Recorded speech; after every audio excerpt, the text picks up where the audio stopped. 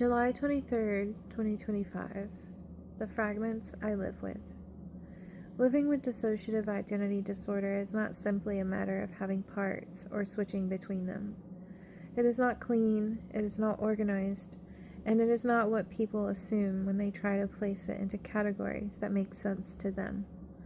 It is chaos layered in silence, and is the feeling of reaching for something you know you experienced, only to be met with a wall. It is waking up to a message you do not remember sending. It is walking through a room and feeling like something important just happened, but you cannot place it. It is crying without knowing why and smiling while feeling completely empty inside. There are days where I feel whole and grounded and aware, but there are also days where I feel like a collection of strangers living under one name.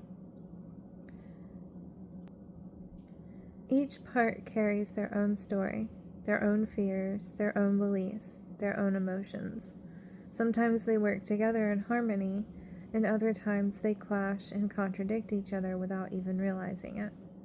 One part may say yes with confidence, while another will later say no with just as much certainty. And to the outside world, this looks like inconsistency. This looks like manipulation. This looks like confusion. But they do not see the internal negotiation. They do not hear the quiet arguments or the desperate attempts to feel safe in a world that never was. Before I knew I had DID, life was a whirlwind of confusion. I was labeled as unreliable and emotionally unstable. People would tell me I was flaky, that I changed too much, that I made no sense. They would reference conversations we supposedly had, and I would panic because I had no memory of them. I would agree to plans and later have no idea what I had agreed to. Sometimes I would act in ways that were completely opposite to what I believed in or what I felt was right, and I could not explain it. I could not even begin to try. I felt broken, like I was always doing something wrong without knowing why. People rarely responded with compassion. Instead of gentle reminders, I was met with impatience, with frustration, with disappointment. They expected consistency from me, when I could not even offer that to myself. I tried to hold myself together with excuses and apologies. I started thinking I was just the problem. I had no idea that my brain was protecting me in ways that I had not yet learned to see. I only knew I felt like a stranger in my own life, watching it unfold without understanding my role in it. The emotions are not simple either. Each part feels differently about the same situation. A joyful event may feel like celebration to one, completely indifference to another, and deep fear to someone else inside. Anger might surface out of nowhere, only to vanish again as if it was never there. I can go from numbness to tears to laughter in a single hour and never feel like I had control over any of it.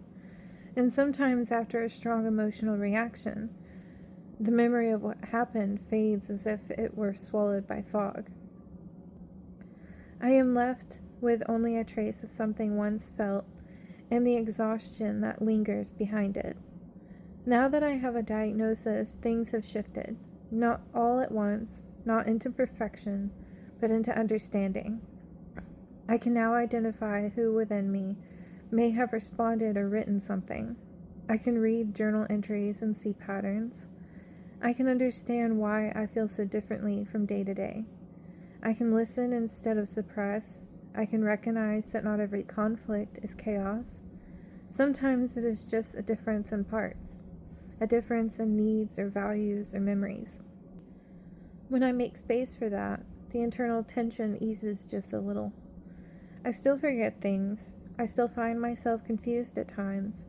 I still hurt people without meaning to, and then feel crushed by the guilt. But now I know that my forgetfulness is not laziness. It is protective. It is survival. The brain chooses what to show and when. The past does not always come in full scenes. It comes in flashes. It comes in smells. It comes in the way my hands tremble, or the way I suddenly cannot speak. It comes when I am ready, and not a moment sooner. Living with DID is not a story of brokenness. It is a story of adaptation, of complexity, of a mind doing everything it can to hold the weight of pain it was never meant to carry. It is not always graceful. It is rarely convenient, but it is real, and it is mine. Had I not sought psychoeducation and help from professionals who understood what was truly going on, I would still be stumbling in the dark. I would still be believing what others said about me, that I was unstable, that I was lying, that I was too much. But I am not those things. I am layered. I am protecting something sacred. I am healing. I am learning how to be more whole without forcing any part of me to disappear. Acceptance does not mean it will all make sense. It means I no longer demand that it does. I no longer punish myself for what I do not know.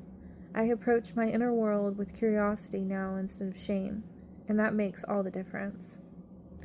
Even when I struggle, even when I fall apart and forget everything, even when someone gets upset and I have to try to figure out what happened, I come back to myself. I return to my journals and my notes, and I piece it together slowly. I make repairs, I offer compassion, I rebuild trust, and I reconnect. Because I am not lost. I am many. I am learning to live together. I am finding my voice in the echoes, and I am still here.